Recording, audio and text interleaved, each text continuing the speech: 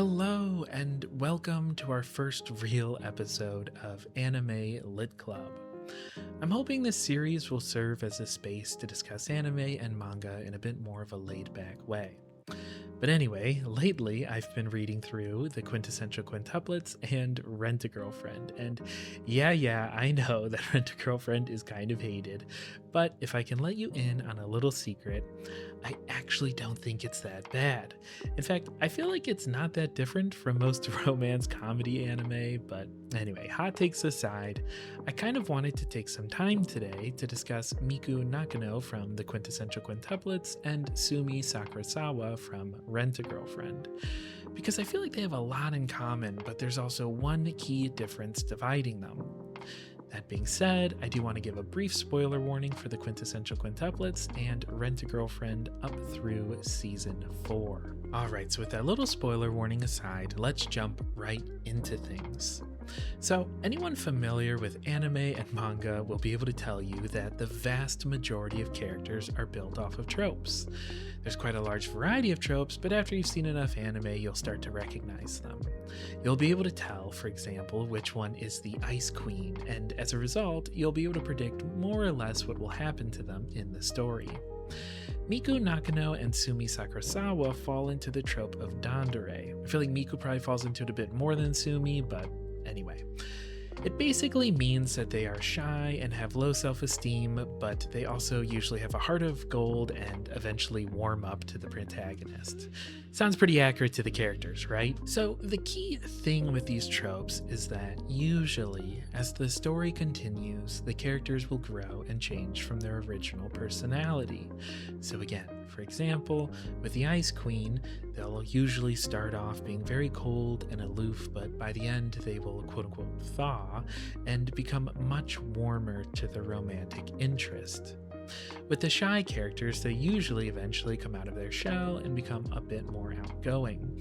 Now, it's never usually like a total 180 where they will suddenly become like a super loud extrovert, but usually instead they will warm up to their friends or their romantic interest, and they will express their thoughts more freely, and maybe they'll laugh more carefreely, for example, without being so self-judgmental, etc., etc. And we can see this in Miku Nakano's story. She's kind of an interesting example because she's not necessarily as shy as some of the other examples of Dandere, but that's mostly because she has the support system of her sisters. Now don't get me wrong though, she's still very shy and reserved. Even her character design reveals this, as she usually hides beneath a cardigan and wears headphones so she can pretend to be preoccupied in awkward social settings. She also struggles a lot in the beginning of the Quintessential Quintuplets with expressing her feelings. She is one of the first sisters to realize that she has feelings for Futaro, but she has a really hard time confessing these feelings. This is due to a combination of 1, her low self-esteem, 2, her shy nature, and 3, her sense of loyalty to her sisters.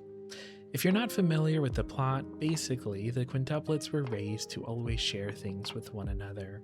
So Miku struggles with the idea of trying to possess Futaro and keep him to herself. As the story progresses, however, Miku grows as a character and learns that it's okay to want to claim a romantic partner for herself. She steadily grows out of her shell and becomes more direct and honest with not only Futaro, but also her sisters and her classmates. By the end, she's actually able to be a sort of a leader and is able to command social settings that she used to be basically afraid of. So, what caused this change? This is sort of the most important point of today's video, that catalyst for change.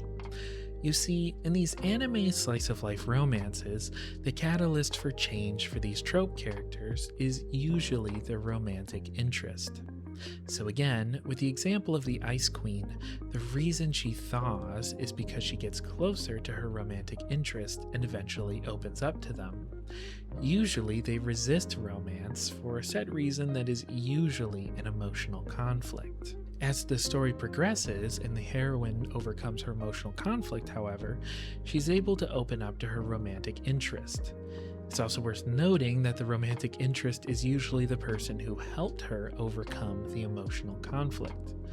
So for these shy characters, it's pretty much the same thing. The character will start off being very shy, and maybe this is due to past trauma. Then they will meet the romantic interest, and this romantic interest usually helps them overcome their past trauma, and then, as a result, the shy character is able to leave their shell. Miku's story perfectly embodies this pattern. At the start of the story, Miku is really shy, and although she gets along well with her sisters, she still has a hard time standing up for herself and expressing her opinions. Then she meets Futaro, who gives her special attention and wins over her heart. She realizes that he is kind and smart and empathetic, and as a result wants to pursue him romantically. This leads to a second conflict, however. Since Futaro is the tutor for all 5 quintuplets, Miku feels like she can't steal him away from her sisters. She struggles with this for quite a while, but she eventually realizes that things don't have to be equal, they just need to be fair. This awakens a new fire in Miku, and she basically declares a friendly war on all of her sisters. They can try to pursue Futaro too, but she declares that she will be the one who wins. As she fights this war, and as she interacts more with Futaro, she gets more and more outgoing. Besides Futaro being nice and empathetic, he is also the one who helps encourage Miku to pursue things that are fair versus equal. Furthermore, he treats all of the quintuplets as unique individuals, which helps them since they all sort of struggle with this blurred sense of identity. By the end of the story, she is still a quiet person, but she's also confident and proud of herself. She's able to articulate her feelings to her sisters and to Futaro, and she is able to stand up for herself. It is clear that Futaro was an immensely positive influence on Miku, and if it weren't for Futaro, she might not have changed in such a positive way. So that sort of brings us over to Sumi Sakurasawa. I think anyone familiar with Sumi would agree that she is a lot more shy than Miku. Throughout the story, she's basically nonverbal and usually communicates over text rather than out loud, even when she is right next to someone.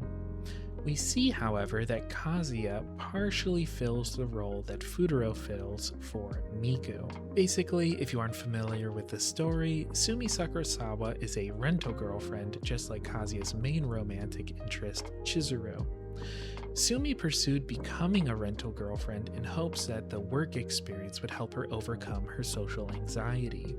However, she keeps having awkward interactions with the clients, and as a result, she keeps getting bad reviews. Since Chizuru knows that Kazuya is kind, she recommends that Sumi go on practice dates with Kazuya in order to gain more positive experience. These dates do go well. Sumi tries hard to overcome her social anxiety and is even able to occasionally express herself out loud. The problem is, however, that the story sort of introduced Sumi and then kind of forgot about her. Out of the 4 girls, Chizuru, Ruka, Mami, and Sumi shows up the least, at least up to season 4. And this is kind of a major bummer for 2 main reasons. One, she's a really wholesome and funny character, so as an audience member, I'm sad that we don't get to see more of her. And 2, she hasn't had enough interaction with Kazuya to realistically have any sort of major character growth. In the Quintessential Quintuplets, Miku interacts with Futaro a ton, as he spends a large chunk of his time with all 5 sisters. As a result, Miku's growth and change makes sense and doesn't feel like it comes out of nowhere. She grows slowly and realistically, and it doesn't just happen overnight. As a result, her character arc is ultimately really satisfying. With Sumi, however, she's only had maybe 3 dates with Kazuya, and since they're all really short dates that are spread out pretty far from one another, it just wouldn't make sense for her to suddenly be confident and outgoing. And the story acknowledges this since we haven't seen her change very much. And that's exactly why I'm kind of worried about Sumi. So, in the Quintessential Quintuplets, Futaro ultimately doesn't pick Miku. Instead, he picks her sister, Yotsuba. This choice is kind of hotly contested in the fan base since so many people like Miku. Furthermore, since Futaro was such a positive influence on Miku, it feels kind of sad that she's ultimately robbed of this support system and positive influence in her life. At first, my reaction was along the lines of, oh no, without Futaro, what's going to happen to Miku? However, since he already had a positive influence on her, she ultimately has already grown and therefore will be okay without him. Sure, she still has room to grow, but she's done enough that she can now do the rest on her own. With Sumi, however, I'm genuinely worried about what will happen to her if Kazuya doesn't pick her. Now, the thing is I'm kind of willfully pretending that there might even be a choice in this story anymore. It seems very obvious that Kazuya is only interested in pursuing Chizuru. So, I feel like the story will basically either end with him and Chizuru together or him just alone. It's not like the Quintessential Quintuplets where it feels like each girl might really have a chance. So, since Sumi is sort of so dependent on Kazuya, since Kazuya is sort of the only person she can be comfortable with, I'm genuinely really worried about what's going to happen to her at the end of the story. Now, to clarify, I don't think the story will end with some tragedy or tragic outcome for Sumi, but I think it's more of like on a sort of meta level, when you realize that Sumi and Kazuya aren't going to be together forever, you'll sort of be like, wait, so how is she going to grow as a person? Like, Sumi has not spent nearly enough time with Kazuya to have the same sort of independence that Miku has, so she's kind of very dependent on Kazuya. So if she loses Kazuya, I don't know what's going to happen to her, and that's pretty much why I'm pretty concerned about her. But yeah, that's kind of all I wanted to discuss today. So if you enjoyed this video, please consider subscribing. It would really mean a lot. And I'd love to hear your thoughts on this in the comments. Do you agree with my fears for Sumi, or do you think she'll be okay? Alternatively, do you think her story will go in a completely different direction? I'd love to hear what you think. But yeah, with that being said, I'm going to wrap things up, so take care, and I will see you in the next one.